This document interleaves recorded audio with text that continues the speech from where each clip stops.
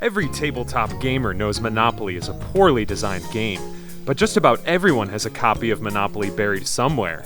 So we decided to brush off the dust and take on the challenge of making this classic a more enjoyable gaming experience. Common complaints about Monopoly are that it's too random, the winner keeps winning while the losers keep losing, and worst of all, it's way too long. After hours of research and playtesting, we found some house rules to address these problems.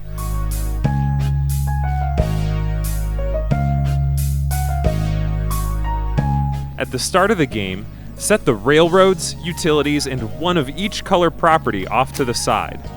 Deal 2 properties to each player. Players must pay the list price for their starting properties. After a bunch of playtesting, we found that it takes about 45 minutes to an hour before players can start putting houses on their properties. This was a long time, and leading up to that hour time play, all you're doing is rolling dice and moving across the board. That's for 45 minutes. It's not very interesting. With the rule where you start with 2 properties, now you have some decisions to make. You can trade with your opponents, you can more quickly get your rent up, and you're closer to getting that monopoly.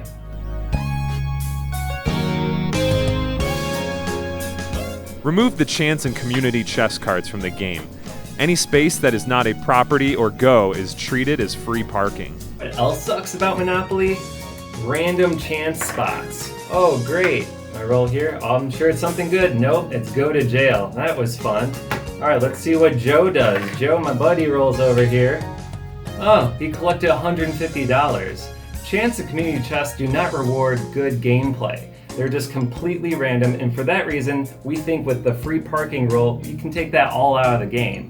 Now it just comes down to worrying about the properties, which is the heart of Monopoly. When a player lands on an unowned property, it goes up for blind auction. Each player secretly chooses any dollar amount and simultaneously reveals. Highest bidder claims the property. If tied, priority goes clockwise from the active player. One of the biggest problems with Monopoly is it's just super random who's landing on the space and getting the properties. And whoever's getting those properties the most is probably going to end up winning the game. So with the blind auction mechanic, no matter who's landing on a space, everyone has an equal opportunity to get in on the action. And if that property is worth a lot to them, maybe they're going to pay a little bit more. Maybe you're going to try and block your opponents. It just adds way more choice into the game. You cannot mortgage property. If you do not have enough liquid cash on hand to pay rent, you are bankrupt. All your property is returned to the bank. Another terrible part about Monopoly is the whole runaway leader issue. So what this no mortgaging rule does is it makes it more of a level playing field for everyone. Anyone has a chance to come back in the game because it's more of a push your luck type of game, right? How much cash in hand do you need to get around the board, get back to go, get that sweet $200? So even if you're in the lead with all these properties, if you don't have enough cash to pay rent, you could go bankrupt. So it could be anyone's game. The game ends when one player goes bankrupt.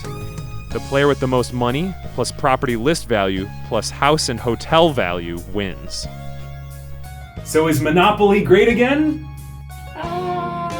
It's good. I'd call it good. Yeah, we had a lot of fun playing with these variant rules, and I think with them, I would actually consider bringing them out to the table again. With the original Monopoly rules, I don't think there's ever a reason to bring this out. So it was good. Try it out for yourselves. Let us know what you think.